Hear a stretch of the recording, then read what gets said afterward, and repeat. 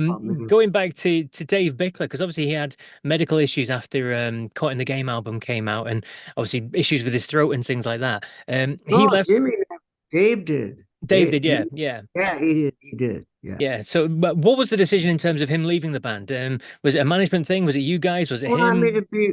Do you want me to be like brutally honest with you? Because I could do that. Go for it. I had absolutely no hesitation, no problem, no. Well, let me think about it. With replacing Dave, none, none. You want me to tell you why? In my opinion, Mhm. I don't give a fuck. All you friends and lovers and haters and all that shit out there. He wasn't the front man we needed. That's important. Don't forget at the time you had my friend Lou Graham out there. You had Steve Perry. You got to have a fucking front man. Dave wasn't a front man. He was not. And then two, you have to have endurance to do that job. You know, talk to Steve Perry sometimes about it. Look at what Bruce Springsteen just went through. It's hard. I'm like, Bruce, you can't do 3-hour shows when you're like 70 years old. I love him, but Dave never had the endurance to do that. It's hard. Fucking when I went to used to go see Journey, because Steve Perry, I like him, and he had a really great attitude, and he had that whole lead singer thing where like because he just wanted to be the singer and he became the star, the rest of the guys hated him in the band. Usual story. Yeah. I'm like, that's how it's gonna be. Told Jameson, these guys are gonna hate you in a year, but don't pay attention to it. But I was relieved. I was really happy. And for a few weeks, we didn't have a singer. I was like, I don't care. It was better. I felt innately, I don't know why, I don't know what the fuck it was, but I felt like this is better than what we had going on, because what we had going on was dark. There's a lot of drugs involved. And I'm not a drug guy, and I don't, whatever, to each his own. There's a lot of fucking conniving, and it was dark. And I just said, this is bullshit. We need a guy that could fucking, a good looking guy that can sing the shit out of our songs that we write. And I look around, I go like Steve Perry and Hoover, these guys are fucking great. It's hard to find someone. So Jimmy came in. By the way, then he has to be the first guy we auditioned. And the first guy, and I'm like, this is here's my brain. This is fucking unbelievable. We were rehearsing in the part of a carpet warehouse that we owned All in right. Chicago. And he comes in, he's the first guy. It's Jameson. I'm like, this can't be fucking real. Then they're like, we should try other people. Like, I'm like, what? What? Boys, if I don't give a fuck if they wanted. So we did for like a week and a half or 2 weeks, and I kept going.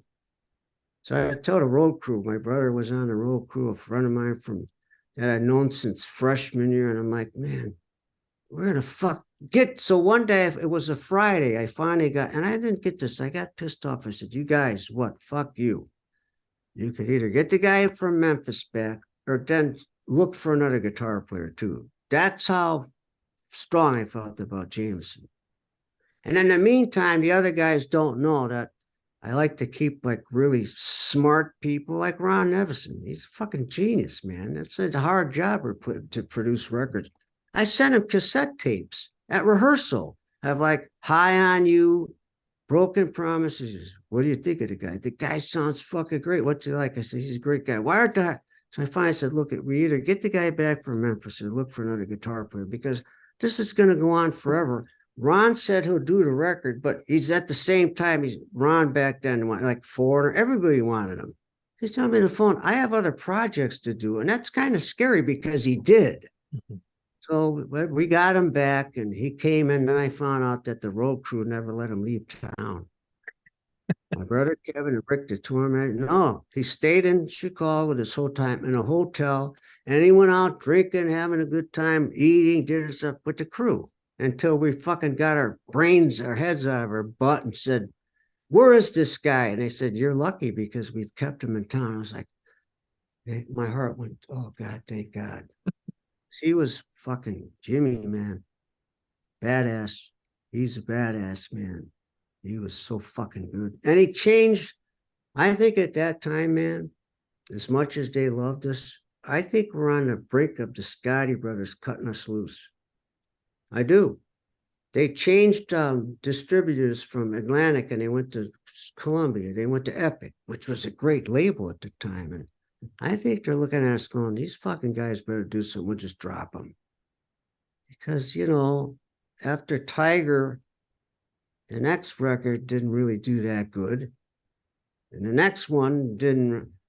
And then I had this, when we got Jameson, I had this idea and it worked out. Ron, you know, Ron did our first record, okay? Do you know that story about Ron? He fucking quit because they kept bothering him every day. I'm like, and here's me, I'm a guitar player. So he did UFO, he did, you know, Michael Schenker, he did Bad Company, Mick Ross, he did Zeppelin, Jimmy Page, The Who, Pete Townsend. I'm like, I think he's really good. I know you guys are older than me, but maybe you're dumber too. I didn't know. I didn't want to say it, but I'm like, we should just go with him. Okay, so we get Ron, and all they did was fuck with the guy. Because he's like, no, that's not how you do it. And so about 8 months, I swear to God, that first record, probably $700,000 out the window. That's a lot of money in 19. Yeah. Well, John Collada was prepared to spend it. And then I still have the notes, like where they sent Ron when he needed to correct it. He looked at it, he said, fuck it, I quit. And that almost broke my heart. So, because if you go back, I have like somewhere in America, the way Ron wrote it, I'm playing slide guitar. I should put it out someday just to say, look at you guys, what could have happened. It's fucking way better. So we get Jimmy in the van. Ron goes, great, I'll do it. So I said, Ron, at the time he was having a bit of a thing in which he was coming out of. He was living up in Sausalito, the record plant up in, you know where Sausalito is, and working on it there because he's always good friends with Chris Stone. And we got Ron because at the time people were looking at him like, no, he's got a thing going on. And our manager, John Barrick, who should get so much credit that he never fucking, people don't mention the name.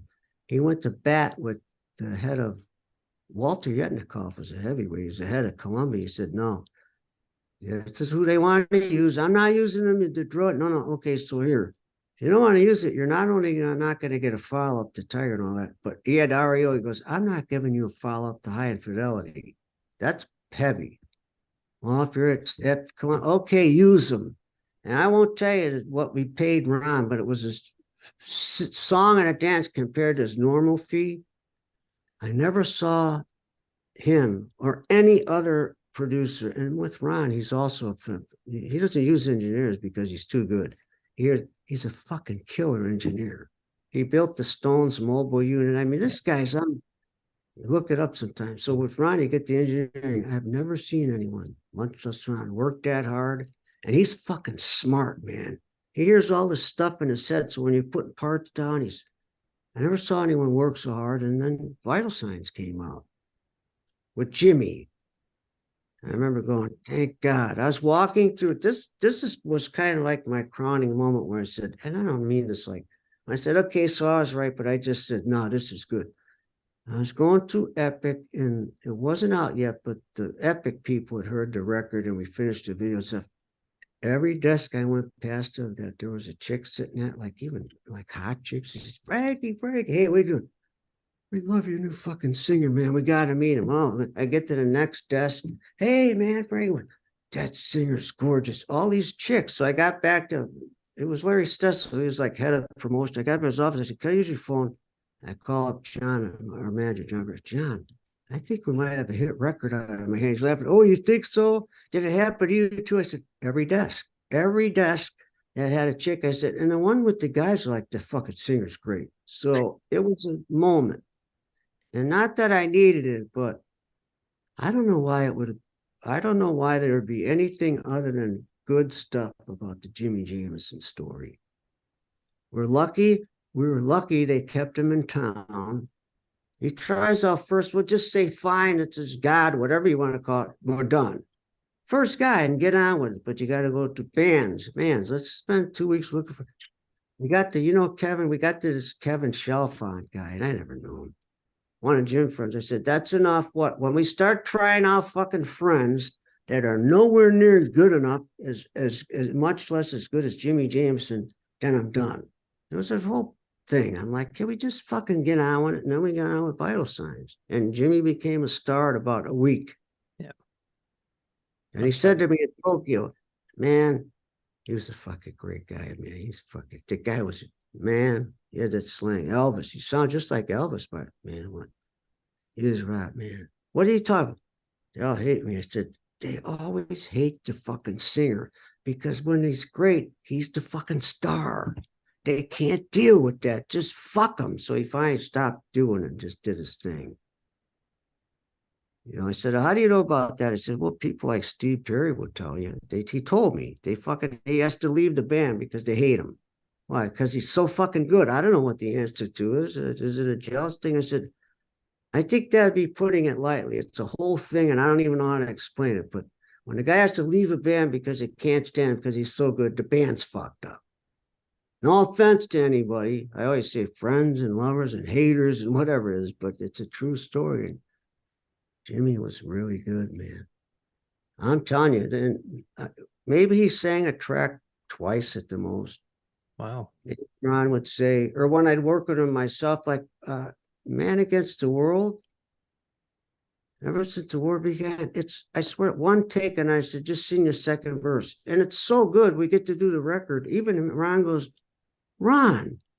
I hear he goes, well, what do you want me to do with this? I said, maybe. He goes, didn't I teach you enough? He goes, listen to it. I said, but it's my Lynn drum machine. Who gives a fuck about the drums, man? Listen to the fucking lyrics, this way this guy sings. And Jimmy had great clarity. So you could, this is a gift too. You could understand every single word he sang.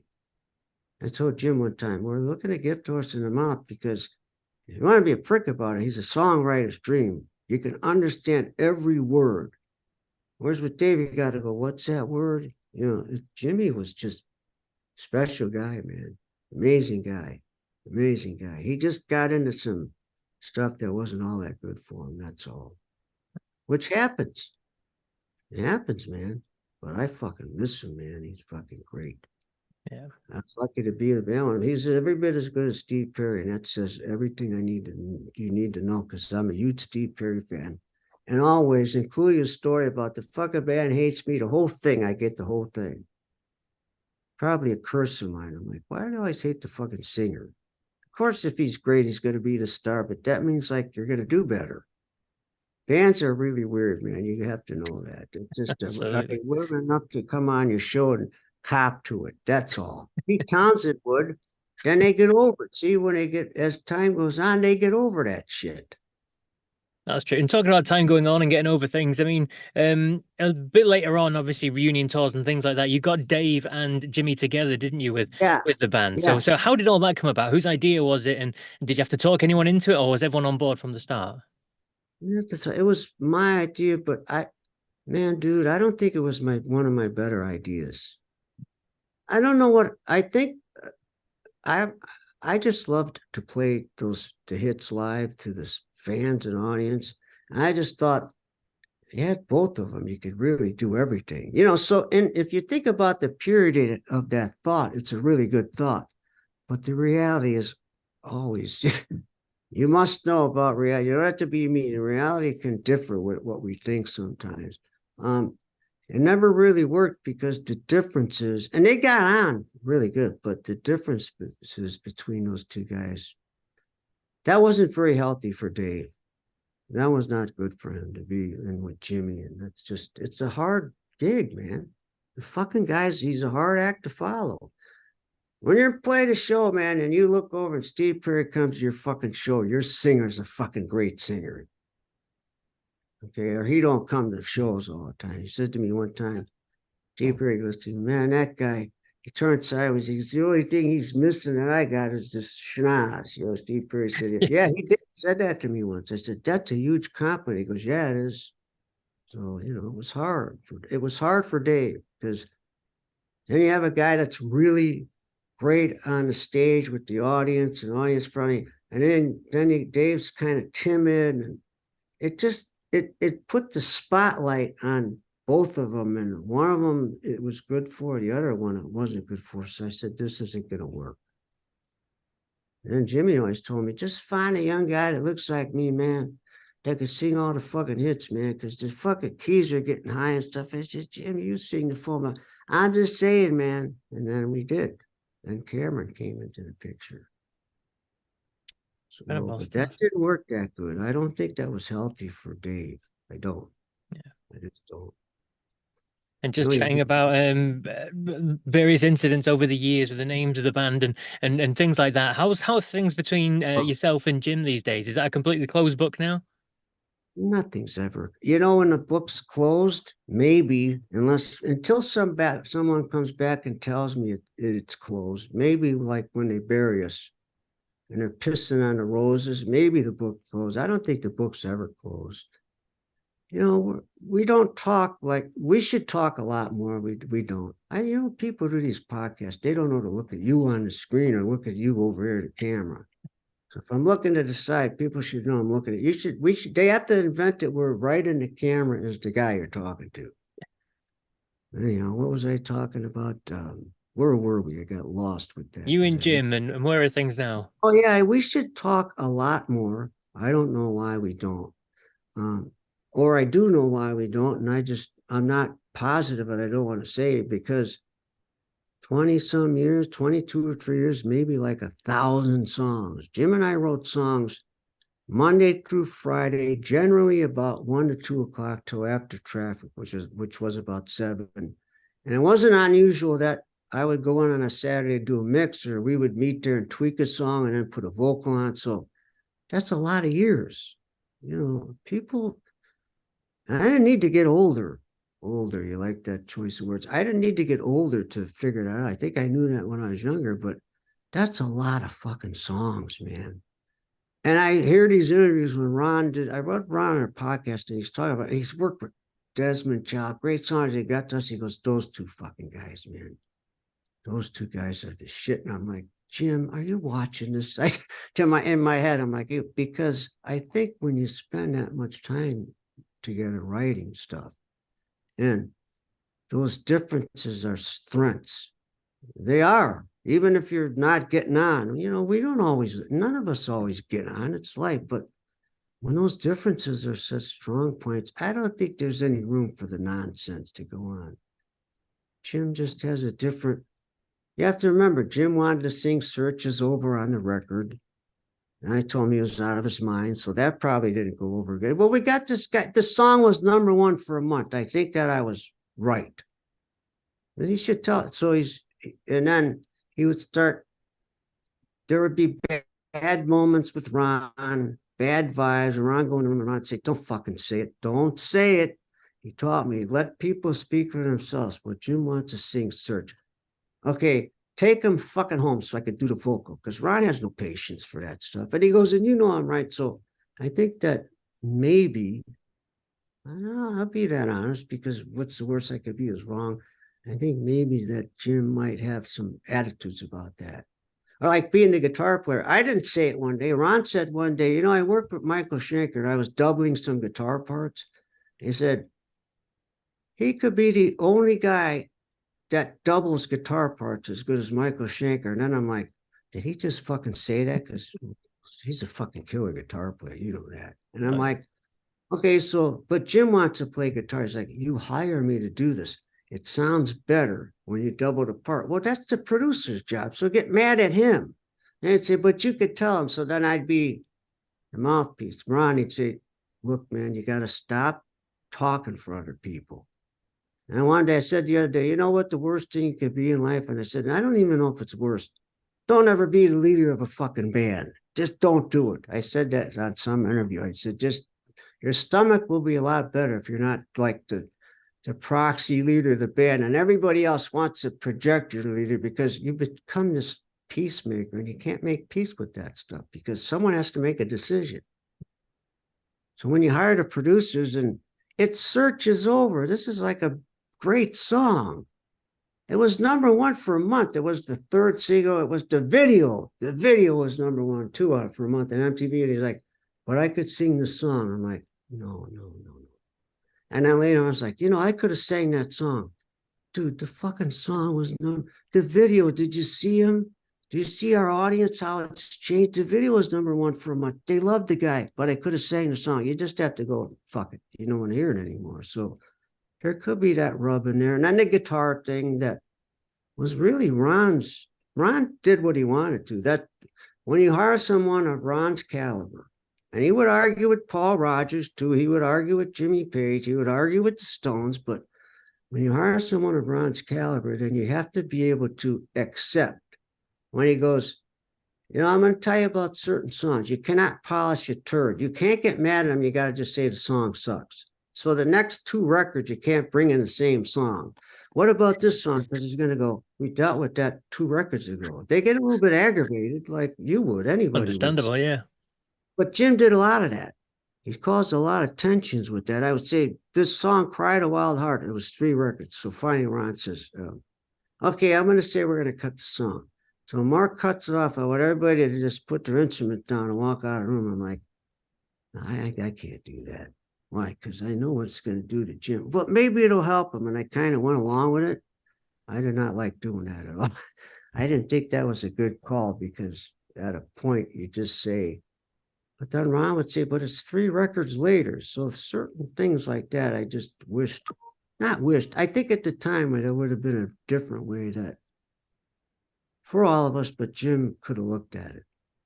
And, you know, you hire Jameson, you write, we write this song, Search is Over. And then, well, I want to sing it. I don't think that, let's run it past Ron, but you should tell Ron I could. No, he yells at me because he says, look, if you want to do this, in which I did produce records, you got to fucking learn. No. So maybe there's some of that involved, you know. And then Search is Over, the second verse, we would often, as we write a song, so you want to get the cadence down and you just say, the second verse, I go, we would call it, I'm going to write a dummy verse, you know. And we last forever, will we fall apart? It's at times, it's so confusing. These questions of the heart. Okay, we left town and Ron had the lyrics and they sang it with the dummy verse. Well, my phone rang. He gave me such a hassle with that thing. When it was #1, I called him every fucking week when we found out that second verse really killed the fucking song, didn't it? That's how much I got driven nuts with it. So I don't know if I had this mixed blessing, maybe to see it all.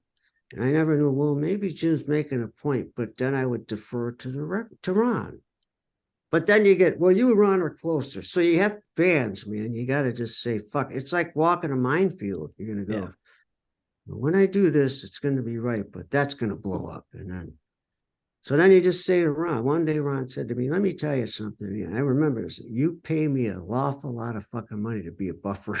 And I said to him, and you're worth every cent of it.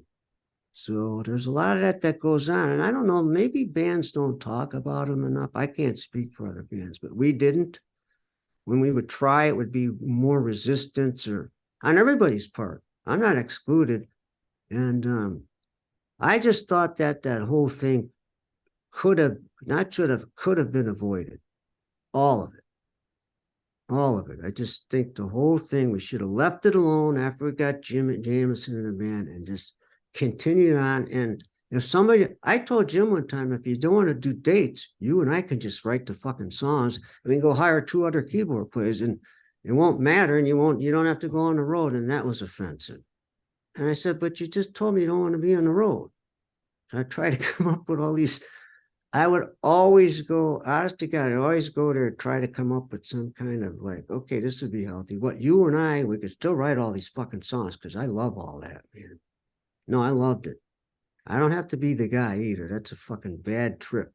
And I said to him, and we could still write, and then you don't have to come on the road. You just stay home and write or do whatever else you do. Are you trying to No, you're irreplaceable. That's not, it just gets to a point where I think that I'm not going to even say it's the person, but there's obstacles that are not necessary that are placed there repeatedly. 1 or 2 you could deal with, but when it's repetition, you say, okay, now I know this. It's like I'm a fisherman, a fly fisherman. I know where the fish are. I know what they're biting on. When I can sense that coming, I'm like, no. The hatch, that's the wrong bait. you know, so I kind of applied all that, and I just tried to be diplomatic, but that only works to a point. As we're seeing around the world right now, I think you just have to be decisive and take your lumps and then tell your truth and tell the authentic truth without offending people, and just be yourself and be comfortable being in your own skin. Because this business loves to yank us out of our skin, tug on our heart, tug on our soul, split our brains in half, just fuck with us and take the, you know, the business. It's everything they say about our entertainment business is true. The only difference between the music business and the movie business deals in billions. We deal in millions, but it's still the same game. So I think you just have to tell your own truth and try to live your own truth. It's hard. It's life. Yeah. Bands. Yeah. Fucking bands, man. Get the fuck over it. Just take a break. No, I'm telling you, man, it's the fucking singer. Oh, bad, they're mad. Come on, man. Just like Steve Perry's a fucking great singer. Just won't do it anymore. I think people get scarred. They go, I don't want to deal with it. You're like, but you're so fucking good. And then you go, yeah, bands can do that to a guy. They do that. So I love them, and I still love them.